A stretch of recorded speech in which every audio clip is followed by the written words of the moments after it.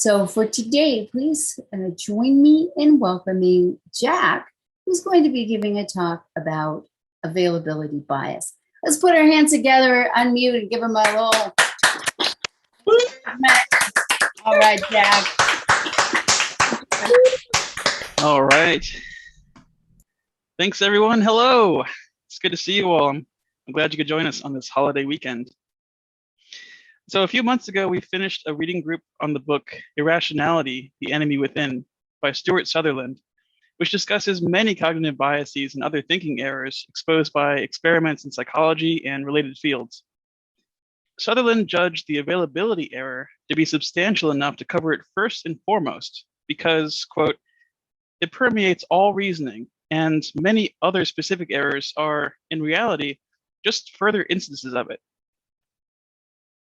In the book Crucial Conversations, authors Patterson, Granny, McMillan, and Switzler introduce a model they call our path to action.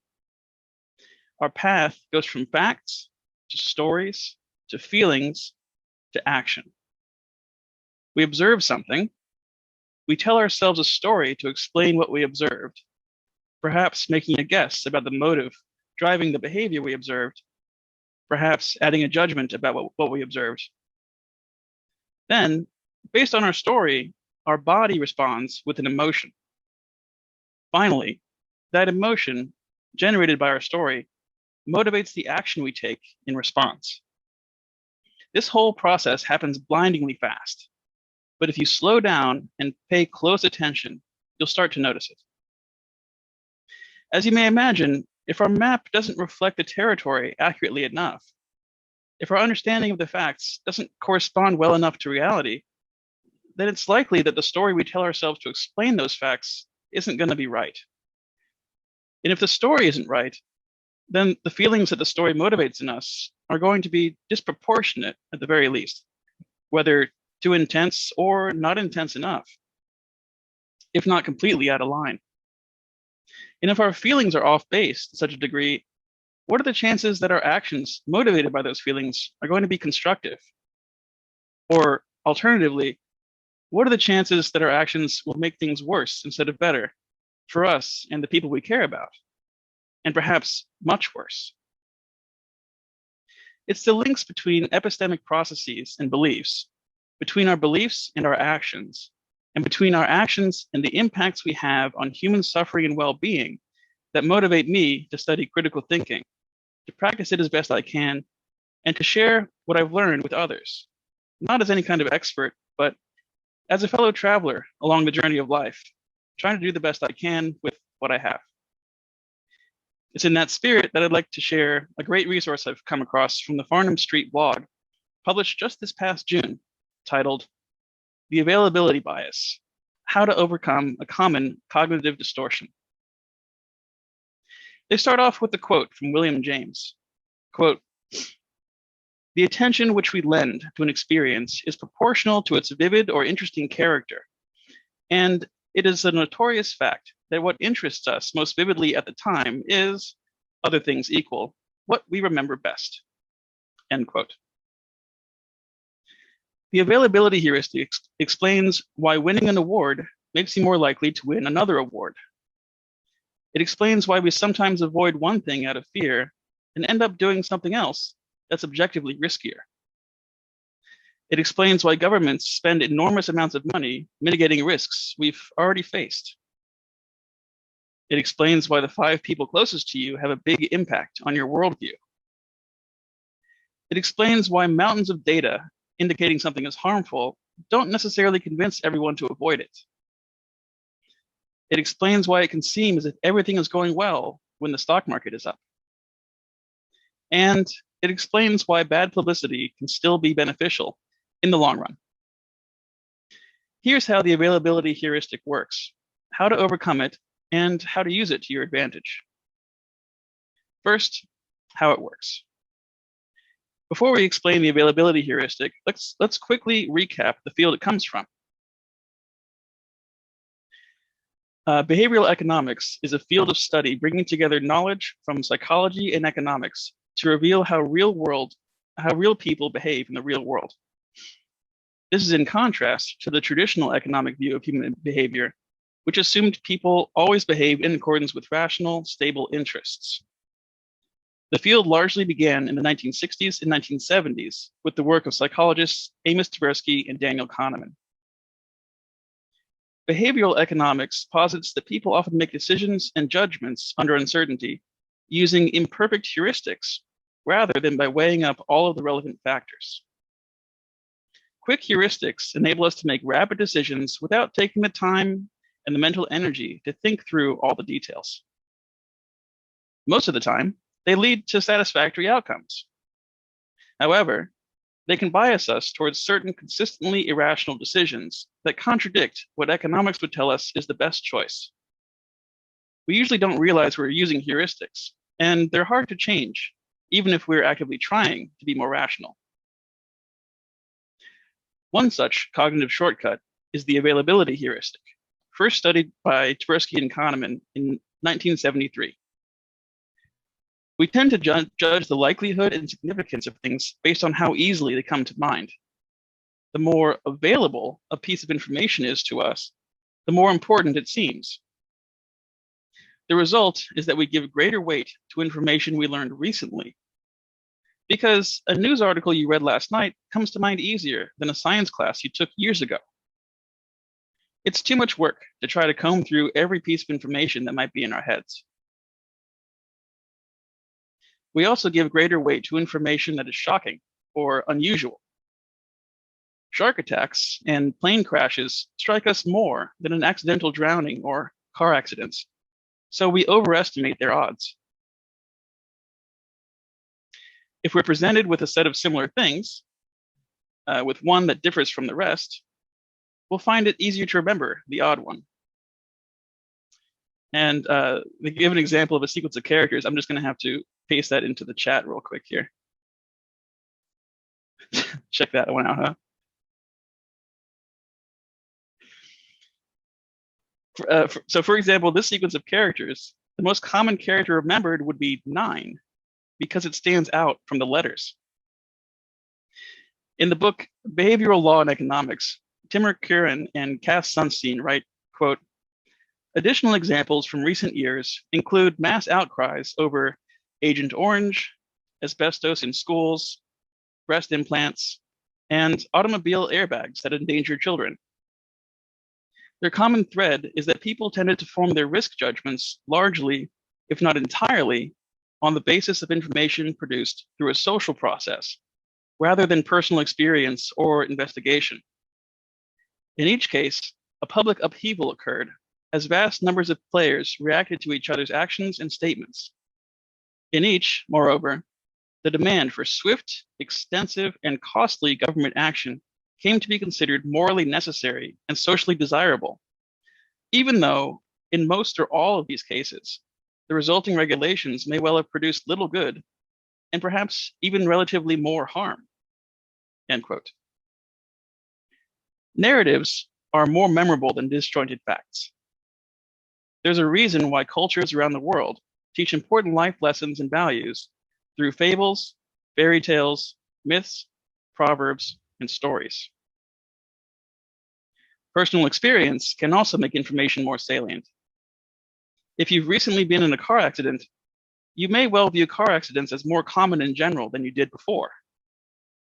The base rates haven't changed. You just have an unpleasant, vivid memory coming to mind whenever you get in the car.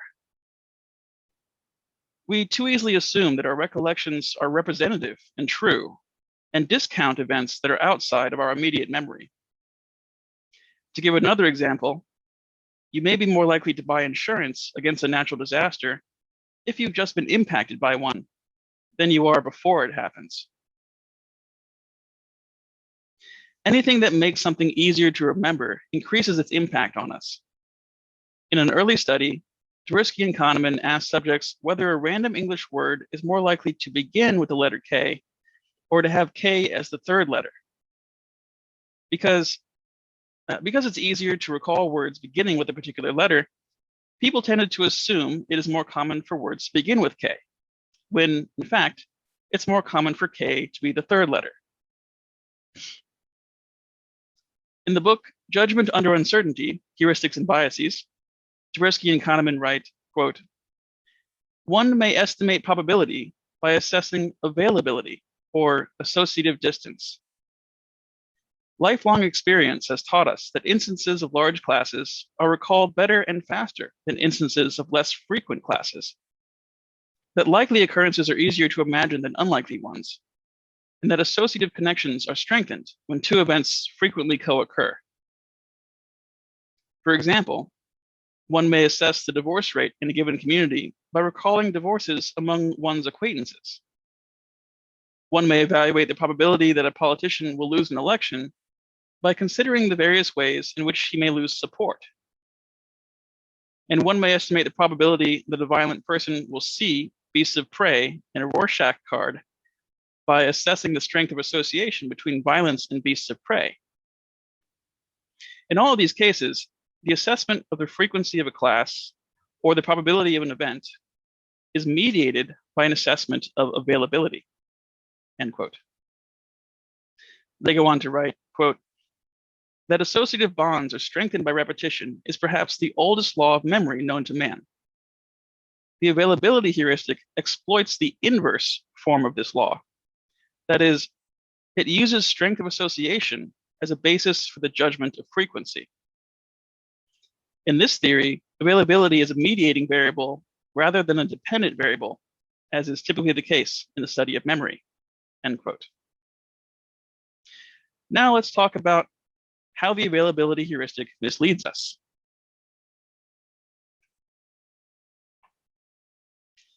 Daniel Kahneman writes in the book, Thinking Fast and Slow, quote, "People tend to assess the relative importance of issues by the ease with which they are retrieved from memory.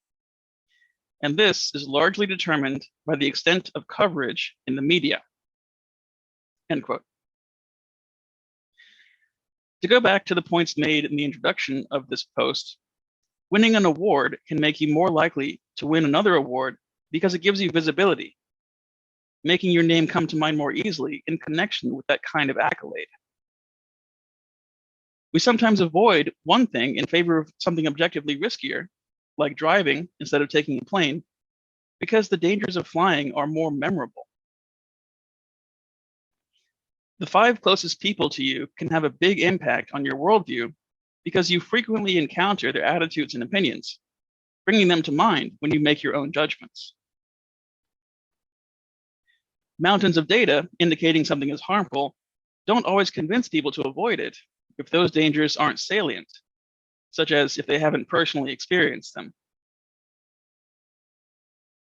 It can seem as if things are going well when the stock market is up because it's a simple, visible, and therefore memorable indicator. Bad publicity can be beneficial in the long run if it means that something, such as a controversial book, gets mentioned often and is more likely to be recalled. These aren't empirical rules, but they're logical consequences of the availability heuristic in the absence of other mitigating factors. We are what we remember, and our memories have a significant impact on our perception of the world. What we end up remembering is influenced by factors such as our foundational beliefs about the world, our expectations, the emotions a piece of information inspires in us, how many times we're exposed to a piece of information, and the source of a piece of information. There is no real link between how memorable something is and how likely it is to happen. In fact, the opposite is often true. Unusual events stand out more and receive more attention than commonplace ones.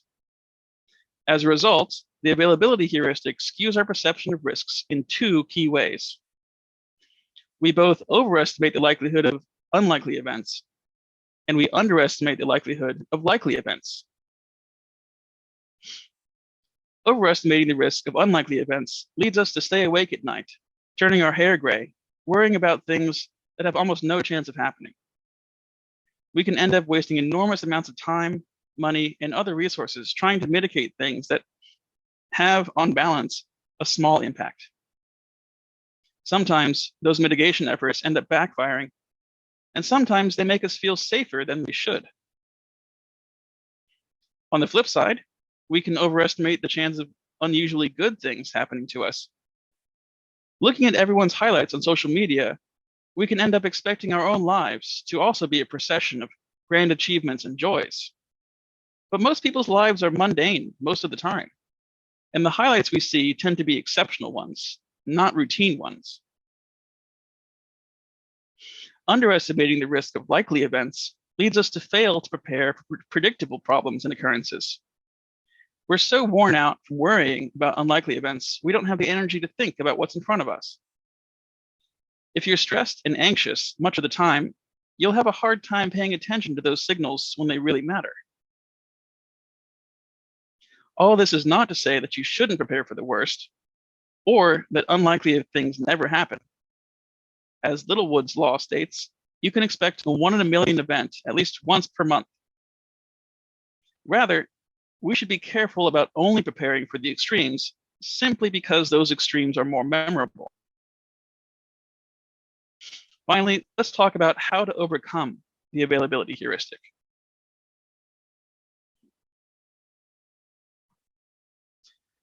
Simply knowing about a cognitive bias isn't usually enough to overcome it.